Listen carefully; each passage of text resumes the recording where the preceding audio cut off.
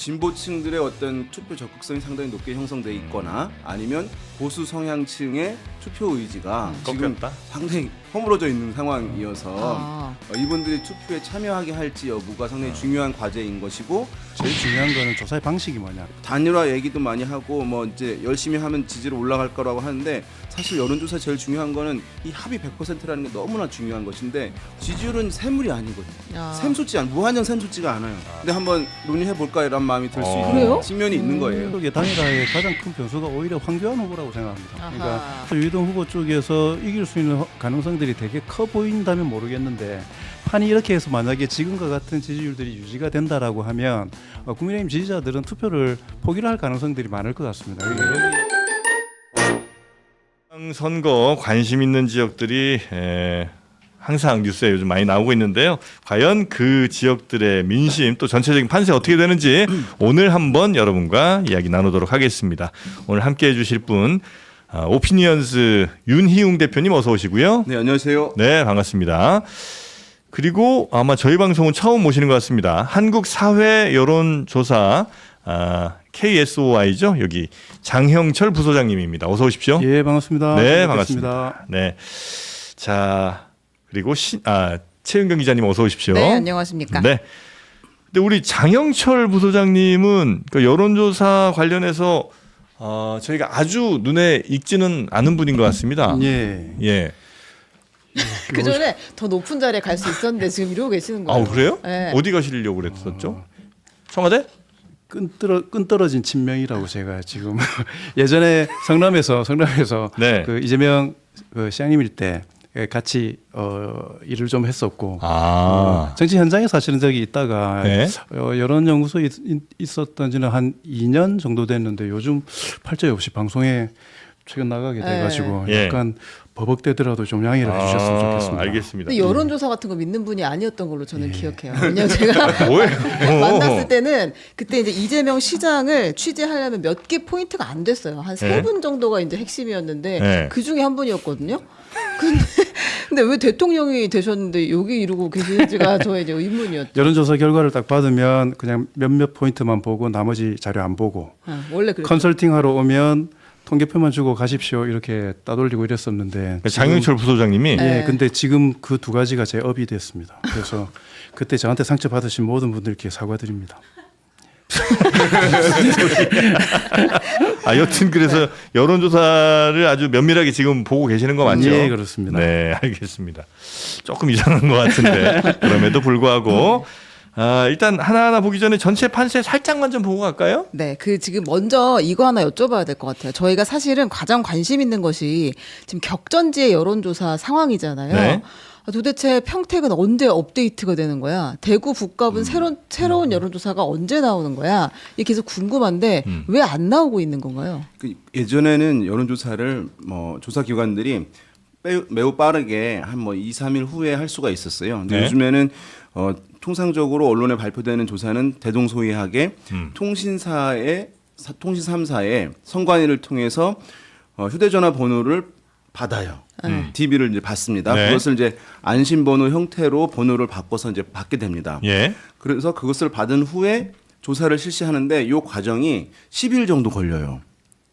예전에 명태균 씨 같은 경우 굉장히 빠르게 하시지 않았었나? 그러니까 전국 같은 경우는 네. 우리가 휴대폰 국번을 알고 있기 때문에 네. 0000부터 999까지 무작위 추출을 생성해낼 수가 있는데 비해서 특정 지역에 있는 분들은 그런 무작위 생성 번호로 할 수가 없거든요. 방식으로 그러다 네. 보니까 통신사로 또 받아야 이렇게 되는구나. 이제 그때 되면 어떻게 될지 모르니까 아니면 또 다른 데도 많이 할 수도 있으니까 그래서 자유자재로 못하는 그런 측면들이 있어서 네. 업데이트가 잘 안 좀 되는 늦어요? 궁금증이 된다고 할 수 있겠습니다. 알겠습니다. 여튼 일단 나온 걸로 그래도 해야죠, 뭐. 그렇습니다. 네. 지금 지방선거의 성격, 정당 지지도 매번 우리가 이제 물어보는 질문들이 좀 나왔어요. MBS 조사하고 리얼미터 조사를 보려고 하는데요. 이제 MBS가 4일에서 6일 무선 전화 면접으로 1,001명 대상으로 한 조사입니다. 정당 지지도를 보면 더불어민주당이 46, 그리고 국민의힘은 18. 더 이상 떨어질 수 없게 그냥 이제 떨어진 상황인 것 같고요. 지방선거를 어떻게 봐야 하느냐? 이번 지방선거는 어떤 선거냐? 네. 라고 물어보니까 54%가 국정 안정을 위해서 여당을 지지하겠다. 국정 안정 선거다. 그리고 32%가 정부 견제를 해야 되는 선거다. 그래서 야당 지지하겠다라고 답을 했습니다. 그러니까 이번 선거는 국정 안정을 위해서 여당이 더 힘을 실어줘야 되는 그런 선거라고 보시는 분들이 더 많았다는 거죠. 일반적으로 그렇게 되면 이제 여당이 더 유리한 그런 구도가 이거는 사람들이 진짜 그렇게 생각하는 거예요? 아니면 여당 지지도가 높으면 그냥 국정 안정론이라고 사람들이 이렇게 체크를 해주시는 거예요? 이건 이제 선거 프레임이라고 부르는 거예요. 네. 그래서 사실은 일반인들이 처음에 생각하진 않아요. 정당들이 자기들한테 유리한 프레임을 계속 강조를 하는 거예요. 예. 자, 선거 캠페인은 다양한 뭐 공약도 내서 뭐 인터뷰도 하고 막 하잖아요. 공약에 있는 플레이어들 네네. 후보들이 그것을 다 해서 수렴돼서 한 단어만 뽑으라고 한다면 이렇게 남는 거예요. 네. 야당에 있는 후보들은 모든 100만 마디의 말을 한 단어로 정권 견제에서 우리를 찍어주세요. 이걸 남는 거거든요. 네. 또 이제 여당 후보들은 국정 안정을 위해서 우리를 찍어주세요가 남는 거예요. 그것을 이제 뭐 최종 프레임이라고 이제 부르는 것이어서 이번 선거를 이렇게 보라고 사실은 강요하는 거죠. 네. 정당이나 후보들이. 네, 그러면 네, 이제 거기에 공감하는 사람 따라서 이렇게 하는 것인데. 선거 결과를 예측하기에는 이 두 가지 이제 핵심이라고 할 수 있어요. 뭐 대통령 지지율도 얘기하지만 기본적으로 정당 지지율은 하한선. 네. 그 정당의 타이틀을 달고 나가는 후보의 이제 하한선이에요. 거기에 이제 그럼 상한선 어디까지냐 이 프레임으로 알 수가 있어요. 이번 선거를 그 지역 사람들이 어떻게 보냐. 견제 심리가 있다고 한다면 지금 국민의힘의 정당 지지율은 18%, 견제 심리는 30% 초반 또는 네네네. 중반까지 나오잖아요. 모든 후보들이 그 정도는 가는 거예요. 왜 나중에 이제 그러면 내가 국민의힘을 지지하지 않지만 정권 견제가 필요하다고 생각하는 사람은 그날 야당을 찍는 거예요. 야당이라는 도구를 드는 거거든요. 여기 상한선 보기에는 좋은 좋은 지표죠. 자료인 것입니다. 그래서 이제 그래요? 지역에 따라서 뭐 또 대통령도 좀 보고 할 수는 있겠지만 핵심인데 다만 이제 여기서 국정 안정을 위해서 여당 지지한다. 이건 사실은 이제 총선 때 많이 쓰는 프레임이에요. 네네네. 여당으로서는 이제 지방선거에서 더 잘 먹히는 프레임은 이제 이게 아니고 지역 발전을 위해서는 힘 있는 여당 후보에 의한 지역 발전론. 그래서 힘 있는 여당 후보가 돼서 지역 발전을 시켜야 한다라고 하는 그 프레임이 사실은 매우 잘 먹히는 국정 것이거든요. 안정이 아니라 힘 있는 지역 여당 발전. 후보에 의한 지역 발전론인 거죠. 네, 그래서 이제 그거를 잘 보시게 되면 슬로건들의 힘 있는 여당 후보 뭐 이런 게 많이 나올 거예요. 네네네네. 그게 이제 내가 여당 후보이기 때문에 예산을 따오고 정부 프로젝트를 이렇게 우리 지역에 갖다 뿌리겠다 이런 것을 이제 네네네네. 먹히는 건데 그런 부분들도 실제로는 이제 많이 활용된다는 점을 참고하시면 네. 될 것 같습니다. 근데 부소장님은 생각해 보니까 찐명이셨잖아요. 예. 여론조사하는데 약간 좀 부적절하지는 않아요? 너무 한쪽 편향일 수도 있어서. 약간 뭐 해석에 있어서는 그럴 수 있지만 예. 조사 과정 자체 어차피 개입하진 객관적으로 가야 않으시니까. 되는 거니까. 근데 지금 그 윤 대표님 말씀하셨던 데서 약간만 플러스를 하면 집권 1년 차에 네. 맞이하는 지방선거이기 때문에 구도를 가장 영향을 크게 미치는 건 사실은 국정운영평가 부분일 거라고 저는 생각을 하고요.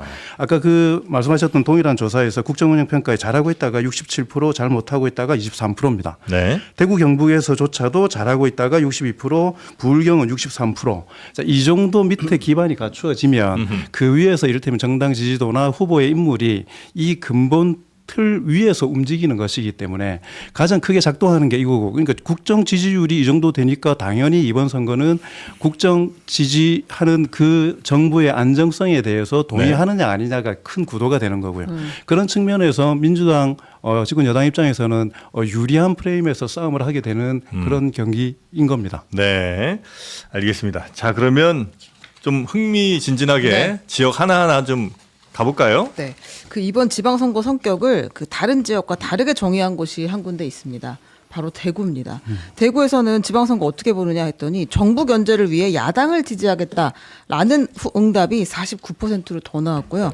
국정 안정을 위해 여당을 지지하겠다는 응답은 36%가 나왔어요. 굉장히 차이가 큽니다. 네. 그리고 실제로 여러 가지 조사를 봤을 때도 추경호, 김부겸 후보 간의 격차가 거의 나지 않습니다. 그러니까 오차범위 내에 있는 조사들이 대부분이에요. 네. 그래서 이제 대구시장은 진짜 실제로는 어떻게 될지 모른다라는 이야기들을 많이 합니다. 대구시장은 대구는 보면은 지금 견제론이 절반 가까이 이제 형성돼 있는 거예요. 네. 이것을 얼마나 국민의힘 야당 후보가 그 심리를 끄집어내서 자기의 이제 지지로 전환시키냐가 이제 과제인 것이기 때문에 사실은 이 정도라고 한다면 여당 후보인 김부겸 후보의 캠페인에 따라서 사실은 이 견제 정서가 훨씬 더 자극이 돼서 나올 수도 있고 네. 최대한 그것을 견제 정서를 표출시키지 않도록 하는 캠페인을 이제 할 수도 있는 거예요.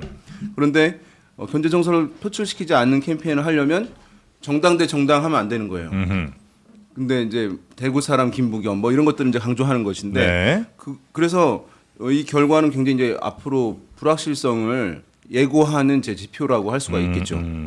영남 쪽 선거 그 여론조사 결과 볼 때 제가 볼 때 가장 중요한 포인트는 투표 참여 의향이 가장 중요한 투표 포인트입니다. 참여 의향? 통상적으로 보면 예. 영남 지역에서 그 여론조사 결과보다 예. 적극적으로 투표하겠다는 쪽에서 이를테면 민주당 쪽이 늘 더 지는 결과가 나옵니다. 왜냐하면 이 후보를 지지하지만 투표해봐야 안 될 거다라는 생각이 네. 있기 때문에 적극 투표층 같은 경우에는 좀 더 갭이 벌어지는 방식으로 가는데 지금 최근에 발표되는 대부분의 조사 결과들을 보면 네. 적극 투표층에 있어서는 민주당이 조금 더 올라갑니다. 그러니까 대구 같은 경우에는 조사에서 큰 차이가 안 나지만 그럼에도 네. 불구하고 예전에 빠지는 거에 비하면은 엄청나게 탄탄하게 그걸 지켜주고 있거든요. 그리고 당선 가능성이나 이런 지표에 있어서도 예전과 다르게 민주당 후보의 당선 가능성이 좀 더 높게 평가되고 있기 때문에 네.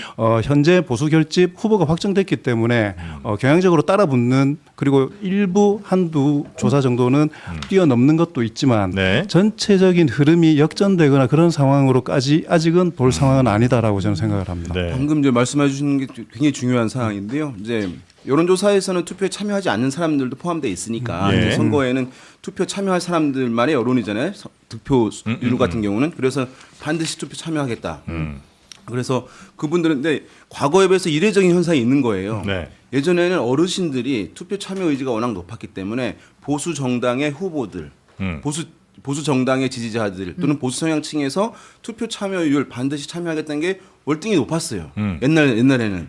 또 지금 이번 선거 같은 경우는 보면은 거의 전국적으로 이제 진보 성향층이나 민주당 지지자들이 보수 성향층이나 국민의힘 지지자들보다 의미 있게 높아요. 아, 네. 반드시 투표하겠다. 투표하겠다. 그러니까 이 얘기는 진보층들의 어떤 투표 적극성이 상당히 높게 형성돼 있거나 아니면 보수 성향층의 투표 의지가 지금 꺾였다? 상당히 허물어져 있는 상황이어서 이분들이 투표에 참여하게 할지 여부가 상당히 중요한 과제인 것이고 거기에 또 한 가지는 예전에 진보 정당이 패배할 것 같으면 진보층들이 대거 안 나갔잖아요. 네.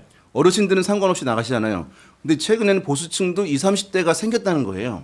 이분들은 참여 여부를 합리적 판단할 수 있는 분들인 거예요. 안 될 것 같으면 안 나가는? 저도 젊은층이니까. 네. 어르신들은 이제 비가 오나 눈이 오나 상황과 상관없이 어쨌든 그 사회적 의미를 갖는 거니까 투표하는 게. 근데 젊은층들은 이거 가서 바뀌나 이제 이러면 안 나올 수도 있는 점이 과거 선거와 다른 점이 이 이제 투표율이 이제 보수층 같은 경우 낮아지면 이긴다는 게 있는데 20, 30대 보수층은 안 나갈 수 있으니까. 네. 그러니까 다 아시겠지만 투표를 하게 되는 동기를 보통 한 세 가지 정도로 분류를 하는데 하나는 심판해야 된다라는 분노 정서, 그다음에 불쌍하다 너무 안 됐다라고 하는 연민의 정서, 그다음에 또 하나는 승리 가능성. 그러니까 이길 수 있으면 하는 거고 질 것 같으면은 어떤 동기가 있다 하더라도 굳이 시간 내서 나가서 투표하지 않는다라는 건데 지금 예전까지는 분노, 연민 이런 부분들이 민주당 쪽을 움직이는 동력이었다면 네. 이번은 대단히 승리 가능성 그다음에 실용적인 이해관계의 문제들로 민주당이 좀 더 높이 유지가 되고 있는 상황이어서 예전처럼 수치가 한 15% 정도는 앞서야 대구에서는 15% 정도 앞서야 나중에 이기지 이거하고는 판이 조금 다를 수 있다라고 저는 생각을 합니다. 그래요. 아주 궁금했던 게 우리 패널들이 많이 나와서 하는 이야기가 이 그 조작 기소 특검 있잖아요. 그게 대구에 영향을 많이 줬다는 거예요. 김부겸 후보를 어렵게 만들었다라고 분석을 하는데 실제로 그게 수치로 좀 잡히나요? 그것 때문에 내가 이렇게 지지를 바꿨다거나 지지를 더 강하게 했다고 얘기하는 분들은 없는 거예요. 모든 후보들이 어떤 것이 어떤 후보의 지지 영향에 가장 영향을 줬습니까 물어보면은 네. 제가 봤을 땐 90%는 지지 정당 요인이거든요. 아. 대부분은 정책, 네. 사람 댐댐이 뭐 이제 이런 것을 높게 얘기하긴 해서 그 부분은 이제 솔직하게 얘기를 하지 않거나 아니면 본인도 모를 수 있어요. 그래서 이제 명확히 그것을 확인이 불가능한 부분이긴 한데 그래서 우리는 이제 어떤 지지율 변화가 있는 상황에서 그 직전에 어떤 사건들이 있었냐라고 했을 때 이제 그거 가지고 영향이 있었다라고 추정할 뿐인 거거든요.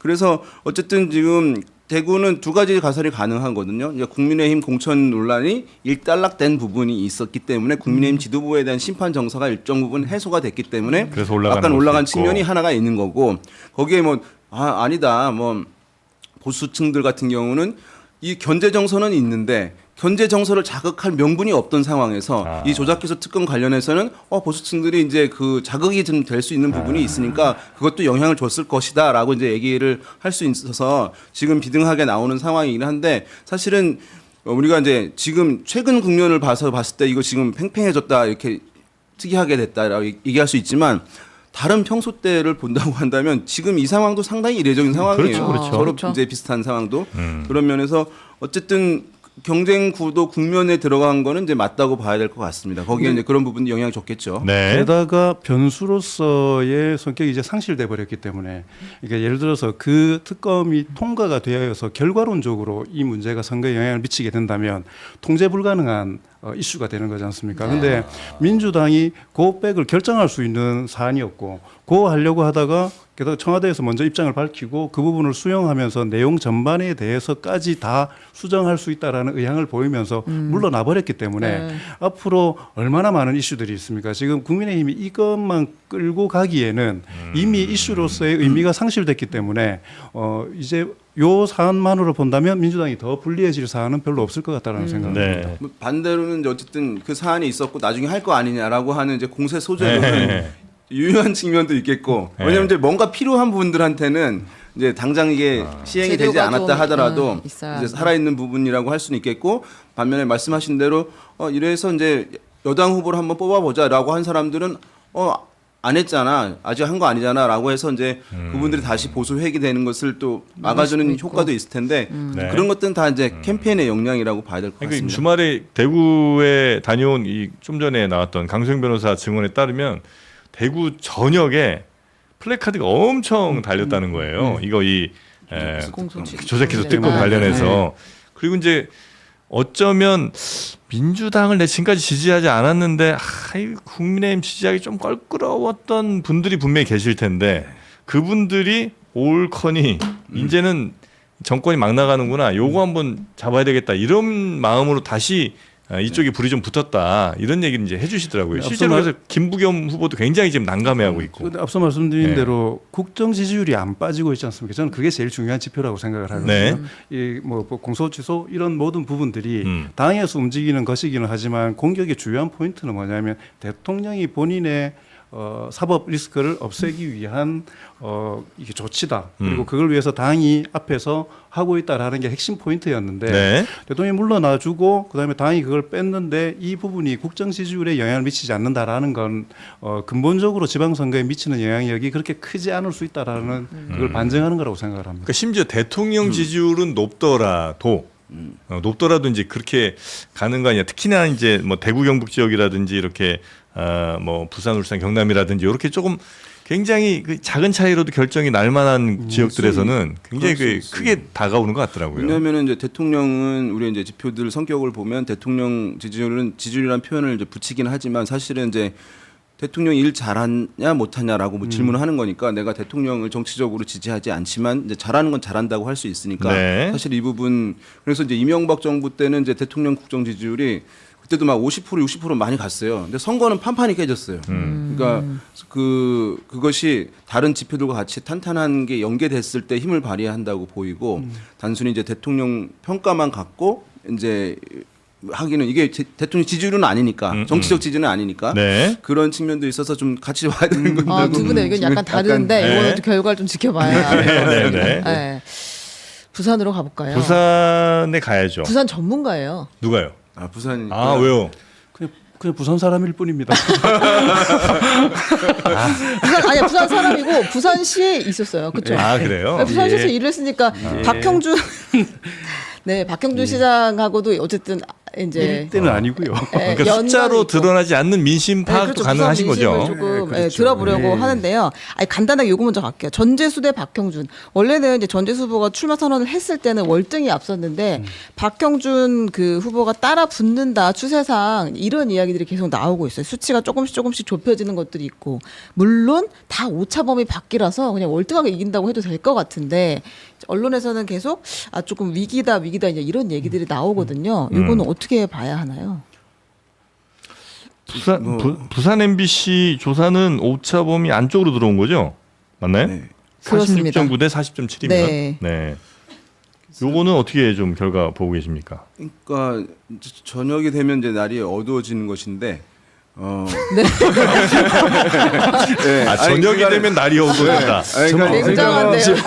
왜냐하면 선거가 다가오면 신선한데요. 사실은 이제 양쪽에서 지지율도 이제 올라가는 현상이 네. 당연한 거예요. 왜냐하면 이제 정보 관심이 없던 분들은 계속 정보가 오니까 또 유세를 만나게 되고 하게 되면 마음을 정하게 되는 분들이 있잖아요. 예, 그런 것들이 점차 이제 모름, 무응답, 부동층들이 줄어가는 현상이 있게 되면 후보들의 지지율이 이제 올라가는데 지금 같은 경우는 이번 선거에 통틀어서 가장 중요한 현상은 무엇이냐라고 하면 지금 야당을 지지한다고 하지도 조차 못하는 보수층들이 보수 후보에게 지지 복원이 회복이 어느 정도 될 것이냐가 이제 이번 모든 지역의 포커싱이거든요. 네. 그런데 그렇기 때문에 보수 정서가 있는 지역 같은 경우는 그것이 회복되는 것들이 더 뚜렷하게 보이는 거예요. 네, 그래서 이제 여전히 이제 민주당 후보가 앞서 있긴 하지만 격차 줄어드는 것들이 굉장히 크게 비춰지니까. 왜냐하면 다른 지역 같은 경우는 좁혀지는 게 그렇게 강하게 보이지는 않는데 영남에서는 복원이 어쨌든 되니까 그 현상들이 이제 지금 의미 부여를 이제 매체마다 다르게 네. 하는 거라고 이제 볼 수가 있을 것 같고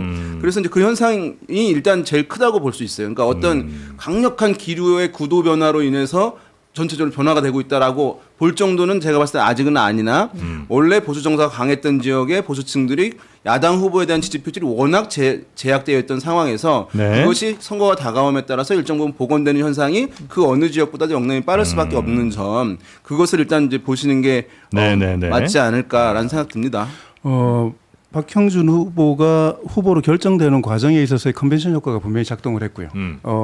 당에서 주류가 배제하려고 한다, 주진우 의원이 역전하는 거 아니냐 등등 사실 이슈가 되었던 부분들이 있었기 때문에 네. 그 과정을 통해서 그리고 막판에 보수 통합 뭐 이런 걸 외치면서 삭발하고 이전에 박형준 후보에게 볼 수 없었던 단호함을 보였던 게 보수 세력 결집과 그다음 지지율 반등에는 저는 효과가 있었다고 생각하고요. 그다음에 또 하나는 한동훈 효과가 있었죠. 한동훈 후보가 내려와서 보수 지정에 새로운 희망이 생길 수 있지 않을까라는 그런 시너지 효과가 좀 반영되었는데 네. 이 두 가지가 좀 진행되면 역으로 되게 큰 위험 요인이 박형준 후보에게는 될 수 있습니다. 왜냐하면 부산시장 선거에서 지금까지 전재수 후보가 제일 앞서 나올 수 있었던 건 여러 가지 여타 그것도 있었지만 박형준 시정에 대한 비판 정서들이 있었거든요. 네. 부산시장을 잘 하지 못했었다라는 비판 정서가 있었는데 그걸 정치적으로 어느 정도 극복을 하고 있다가 이제 1대1로 붙게 되면은 그 실체가 이제 드러나고 다시 한번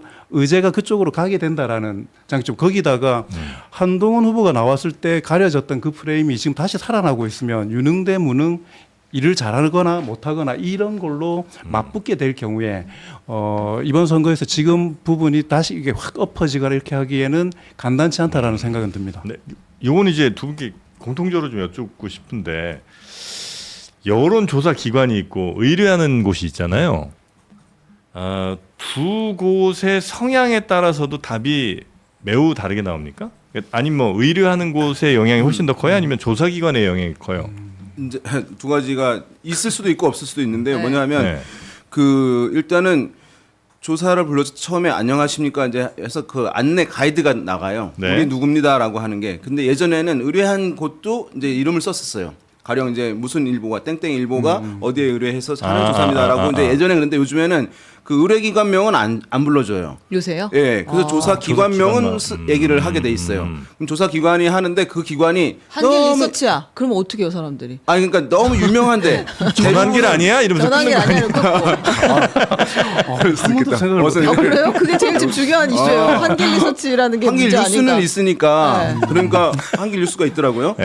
그래서 그분이 하시는 그래서 이제 너무 유명한 조사기관이 어떤 성향이 강하다고 인식이 된 경우에는 네. 참여하려다가 안 하거나 안 하려다 하는 분들이 있을 수 있어서 영향을 주는 부분이 하나 있을 수 있겠죠. 네, 근데 네, 대부분의 조사기관들은 사실 일반인들은 잘 모른다고 보시는 게 맞겠고 그다음에 그럼 의뢰한 기관은 없으니까 영향을 안 미치는 것이 일반적인데 그러나 이제 영향을 주는 요인들이 있어요. 왜냐하면 네. 의뢰기관들이 설문 픽스 설계를 확정해 주거든요. 네. 오케이 이걸로 하세요라고 최종 컨펌을 내리잖아요. 의뢰기관이 의뢰기관 왜냐하면 돈을 내니까. 그렇겠죠. 그러면은 이제 만약에 여러 후보들인데 이 후보들은 좀 빼고 뭐 이 사람만 해 보기를 이제 구성할 수도 있겠죠. 예. 그 다음에 최근에 이제 이런 어떤 곳들 조사가 이런 게 있었죠. 거기 저 그 소속 정당명은 넣지 말고 소속 정당명은 넣지 말고 뭐 이름만 넣어 아니면 이제 이름과 경력만 넣어 이렇게 되면서 어떤 이제 그러면 무소속 후보들 같은 경우는 정당명이 없어지니까 덜 불리한 거예요.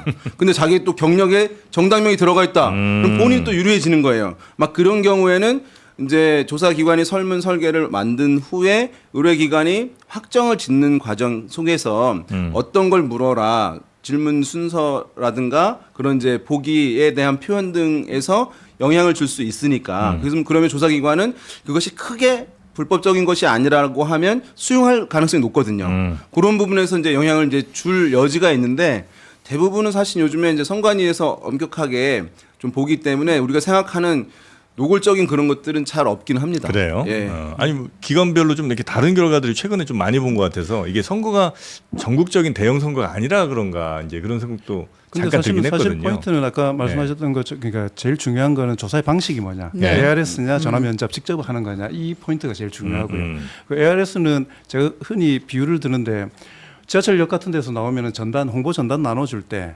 ARS는 그냥 비치해 놓은 걸 가져가는 겁니다. 그만큼 적극적으로 가져가는 거고 네네네. 전화 면접 같은 경우에는 그걸 하나씩 직접 나눠주는. 나눠주는 부분이 하니까 못 이기는 척 받을 수밖에 없는 상황들이 있지 않습니까? 네. 그렇기 때문에 전화 면접은 의견을 갖고 있는 지형을 확인하기에는 좋지만 적극적으로 그게 참여를 이루어지는 선거라는 공간에 있어서는 ARS의 고관여층들의 의사가 선거 결과가 좀 더 부합하는 경우들이 많고 요 두 가지 부분들하고 유선 무선 네. 그 어느 정도 혼용했느냐 뭐 이런 포인트들이 그리고 실제로 중요한 거는 아까 말씀하셨던 것처럼 설문 문항의 순서와 표현의 방식이 작동하는 것들이 있기 때문에 뭐 일반 시민들이 그걸까지 다 꼼꼼하게 보기는 어렵겠지만 관심 있는 분들은 실제로 그런 부분들도 한 번씩 살펴보시는 네네. 게 도움이 되실 수 있을 어떤 겁니다. 대통령 평가를 하는데 1번부터 한 10번까지 잘못하는 걸 쫙 물어봐요.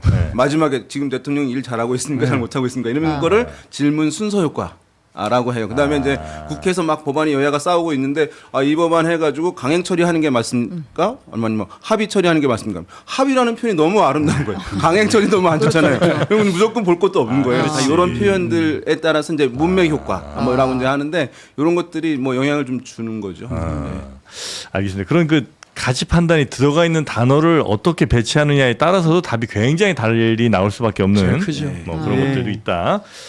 자, 그러면 가장 흥미로운 지역 부산 북갑이랑 평택 한번 가볼까요? 네, 이제 부산 북감 하나 보면 JTBC가 메타보이스 의뢰해서 5월 4일, 5일에 한 조사인데요. 네. 여기서 3자 구도로 가면 하정우 37, 박민식 26, 한동훈 25 이렇게 나옵니다. 그런데 양자 구도로 간다고 하면 누군가가 단일화됐다는 걸 전제로 하면 하정우 44, 박민식 39 이렇게 나오고 한동훈으로 단일화됐다고 하면 하정우 42, 한동훈 36 이렇게 나옵니다. 네. 근데 요거는 그래도 약간의 그 격차가 있잖아요. 그런데 여기 이제 그 부산 MBC가 한길 리서치 이거 아주 많이 회자됐던 조사인데 한길 리서치가 한 이 조사를 보면 그 양자 대결했을 때 한동훈 후보가 더 앞서는 걸로 나옵니다. 하정우 후보에게서. 그러니까 이제 뭐 앞선다고 할 수는 그쵸, 없으나 오차범위 안에 오차범위 있는데 내지만 약간 숫자는 좀 더 나온 그런 네네네. 상황이에요. 그리고 하정우 대 박민식 했을 경우에는 하정우 후보가 39.7로 더 앞서는 그런 결과가 나왔습니다. 네. 요 데이터는 혹시 좀 보셨죠? 네. 예, 어떻게 이게 좀 해석하세요? 아까 말씀드렸던 것처럼 MBC 쪽에 유선 전화 비율이 반영됐던 게 좀 크기도 했고, 네. 그다음에 질문 문항에서 보면은 그 소속 정당을 밝히냐 안 밝히냐, 네. 무소속으로 가는 거냐 아니면 당의 후보로 가는 거냐에 따른 차이가 좀 있어서, 근데 솔직히 말씀드리면 그 지금 같은 경우에 굳이 의미를 두려면 두지만 이렇게 핫한 지역의 응답률이 높은 곳 같은 경우에는 무선으로도 충분히 가능한데 유선을 굳이 반영하는 것은 수치를 볼 때 좀 지켜보시는 게 좋을 것 같고, 제가 볼 네. 때는 대충 1강 2중이라고 꼭 나누긴 그렇지만 하정우 후보가 30% 초반대, 그다음에 박민식 한동훈 후보가 20% 초반대 정도로 해서 아직까지는 나오고 있는 게 네. 전반적인 흐름에는 부합하는 것 같습니다. 이제 이 부산 MBC 조사에서는 많이 얘기가 있는데 말씀하신 대로 25% 정도를 집 전화를 포함시킨 거예요. 집 전화가 포함이 많이 되면 될수록 경험칙으로 그 지역 정서와 유사한 응답들이 높아진다는 보수 정서 높은 지역이니까 오랫동안 집 전화를 놓고 온 분들이니까 사실은 그럴 가능성이 높잖아요. 네. 그게 하나가 이제 있었고, 그다음에 응답 3자 대결에서 이제 경력을 불러줬는데 소속 정당명이 없고, 그러다 보니까 하정우 전 청와대 미래기획수석, 그다음에 박민식 전 국가보훈 장관, 그다음에 한동훈 전 국민의힘 대표가 된 거예요. 그러니까 네. 국민의힘 우호적인 분들은 국민의힘이라는 브랜드가 거기만 붙어 있으니까 글로 간 측면이 있고, 물론 이제 양자에서는 이제 그것도 빼서 이름만 불러주긴 했는데 그것이 이제 영향을 추가적으로 줄 수는 있었겠죠. 그 측면이 이제 있고, 지금 이제 총상적으로 JTBC 요 흐름이 사실은 이제 합리적인 것으로 보여져요. 제가 봤을 때. 그런데 이게 보면은 단일화 얘기도 많이 하고 이제 열심히 하면 지지로 올라갈 거라고 하는데, 사실 여론조사 제일 중요한 거는 이 합의 100%라는 게 너무나 중요한 것인데, 후보들은 이제 어떤 후보들은 뒤늦게 선거에 참전해가지고 지지율을 끌어올린다 하는데 지지율은 샘물이 아니거든요. 샘솟지 무한정 샘솟지가 않아요. 남에게서 갖고 와야 시소에 한다. 시소. 누군가 떨어져야지. 왜냐면 100이 실링이 정해져 있으니까. 근데 그것도 좌우가 나눠져 있으면 보수에서도 한 50 우승수가 많은 지역은 50에서 한 55 정도 있는 거잖아요. 그걸 갖고 두 사람이 나눠 갖는 거거든요. 그걸 뛰어넘어서 할 수는 없어. 그러면 여론조사 이 지지율의 합이 120%, 150% 가야 되는 거니까. 그러니까 사실은 그게 힘든 거거든요. 이게 구도 바꾸기가. 네. 그래서 한 명이 30이면 한 명이 20이 되는 것이지, 한 명이 이제 50을 뛰어넘어서 이제 그렇게 할 수는 없는 거잖아요. 고3 수험생의 모의고사 점수가 아니거든요. 무한정이 자기가 열심히 한다고 올라가는 건 아니기 때문에. 고3도 쉽지 않아요. 맞아요. 우리들 상방이 있습니다. 네. 아니 근데 질문이 그래서, 이 단일화가 되려면 예. 단일화가 되면 어쨌든 경쟁이 되는 구도로 지금 나오는 네. 거잖아요. 단일화가 되려면 두 사람의 지지율이 이렇게 비슷하면 안 되는 거 아니에요? 그러니까 수치상 보면 단일화 안 되면 거의 무조건 진다고 봐야 되는데, 그럼 단일화 할 텐데 단일화 가능성은 단일화는 높아요. 사실상 매우 어려운 것 같고. 근데 문제는 높다고요? 예, 왜냐하면은 단일화라는 게 이제 나도 후보가 될 수 있고 너도 후보가 될 수 있다는 생각이 있어야지 논의를 시작할 수 있지. 이게 너무 차이가 크면은 아예 나 선거 비용 때문에 포기하는 사람 때문에 있을 수는 있을지언정. 오히려 비슷하면 더 잘 비슷하면 돼요. 근데 한번 논의해 볼까 이런 마음이 들 수 그래요? 있는 측면이 있는 거예요. 근데 그 단일화를 결정할 때 제일 핵심적인 건 단일화를 했을 때 1+1이 시너지 효과를 가지느냐가 사실 제일 핵심이지 않습니까? 지금 조사 결과를 보시면 지금 불러주셨던 대로 양자 대결을 하면 하정우 44, 박민식 39, 13%포인트 차이가 나는 건데, 결국은 13%밖에 안 올랐거든요. 그러니까 다자 대결에서 했었던 거에 비해서 다자 대결에 한동훈 후보의 20%가 넘는 지지율임에도 불구하고 단일화를 했을 경우에 반영되는 거는 13%에 불과하고, 그다음에 한동훈 후보로 단일화했을 때도 42대 36으로 11%포인트 차이가 나는데 11%밖에 안 오른 거거든요. 이 말은 뭐냐면 단일화를 해야 되는 양 후보의 입장은 명확하지만 그 후보들을 지지하는 유권자들의 결합력이나 호불호가 너무 지금 선명하게 나와 있는 상황이기 때문에, 그러니까. 이것 때문에 이 네. 단일화를 실제로 했을 경우에 이길 수 있다라는 확신을 가질 수 있을 거냐. 네. 이게 이쪽에서의 제일 큰 단일화 해도 포인트 별로 같습니다. 못 이길 것 같으면 단일화 안 하고 가는 끝까지 달렸다가 아름다운 결과를 맺는 게 낫지. 그리고 또 하나가 뭐냐면 하정우 네. 후보 같은 경우에 30% 초반대인데 부산에서 그래도 민주당 지지가 한 40% 초, 30% 후, 그다음에 전재수 후보 같은 경우에는 40% 중반 정도까지, 네. 그다음에 대통령 지지율 같은 경우에는 60% 정도까지 나오고 있거든요. 네. 그러면 하정우 후보 같은 경우에는 아직 플러스 될 수 있는 지지율의 여지들이 있습니다. 그러니까 단일화가 되면 보수 측만 결집하는 게 아니고요.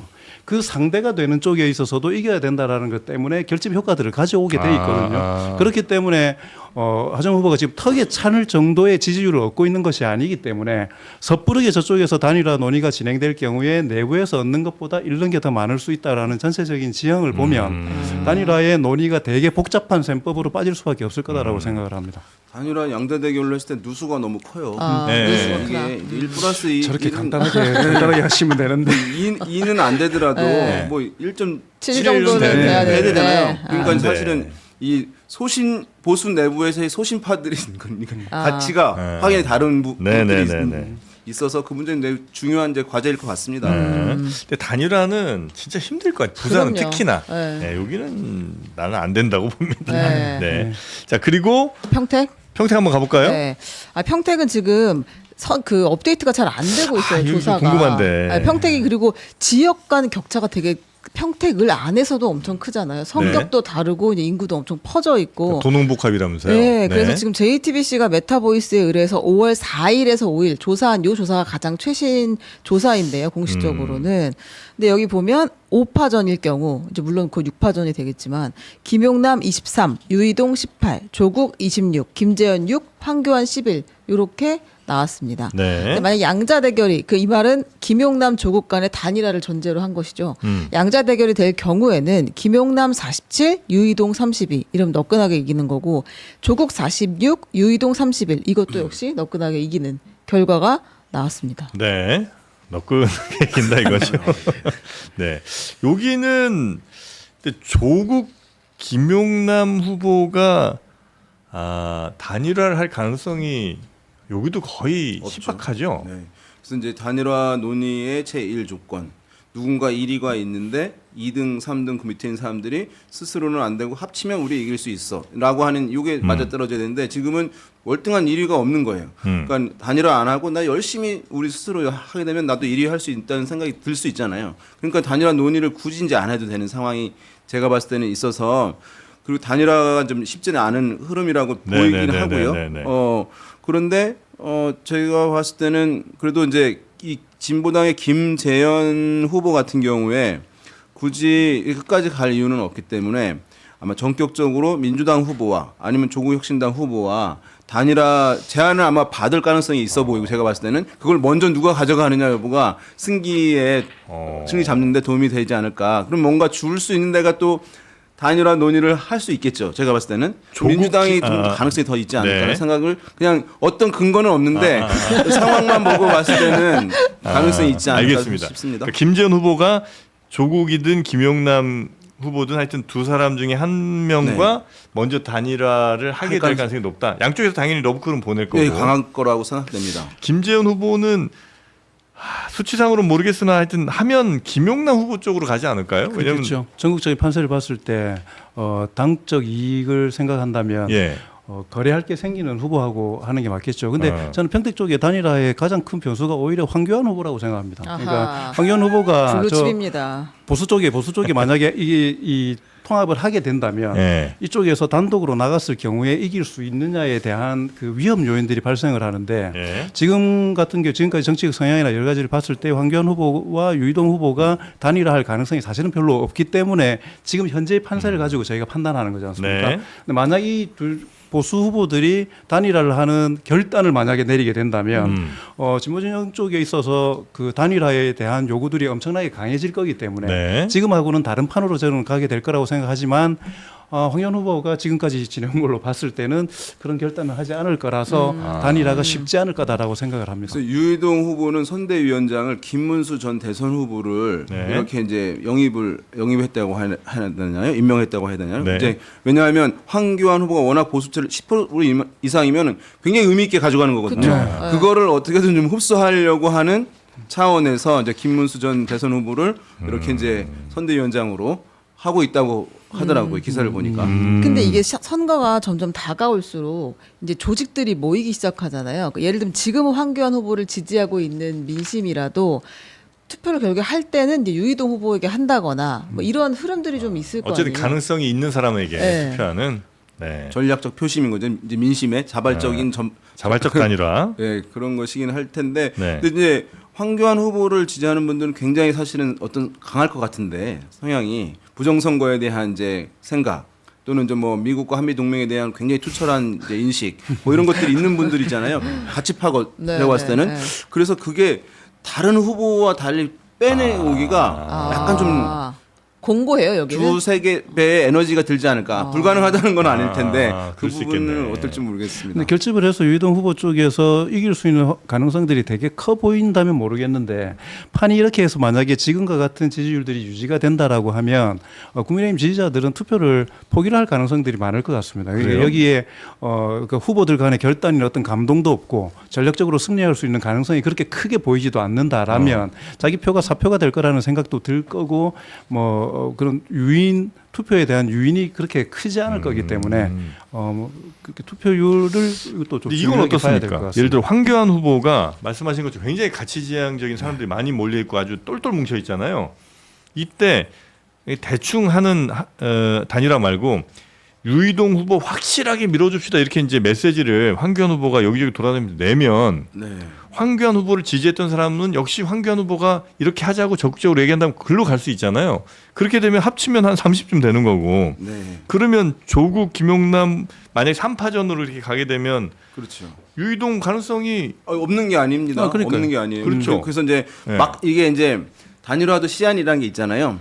그러니까 이제 임박해가지고 아무도 모르게 깜짝 단일화를 하는 쪽이 이제 굉장히 유리해지는 거예요. 다른 사람 손 못 쓰게. 왜냐면 지금도 너무 연기를 피우면 다른 데도 긴장해서 막 서로 하려고 하니까 못할 것처럼 하다가 용지 찍기 직전에 말해요. 네, 투표 용지 나오기 그렇게 전에. 생각하시는 분들도 있는데 사실 이게 쉬운 건 아니고 왜냐하면은 이 구도가 구도가 이제 쉽게 변하기가 힘든 상황이 저번에 한번 말씀드렸는지 모르겠는데 이 작은 지역은 물론 이 지역이 상당히 넓긴 해요. 뭐 서울에 뭐 3분의 2 정도 된다고 하더라고요. 지역 규모가 크기가. 근데 어쨌든 간에 이 후보들과 유권자들이 관계를 맺는 거거든요. 그래서 어느 쪽이 폭락하기가 힘들어요. 굉장히 끈끈해지거든요. 어느 후보 측과.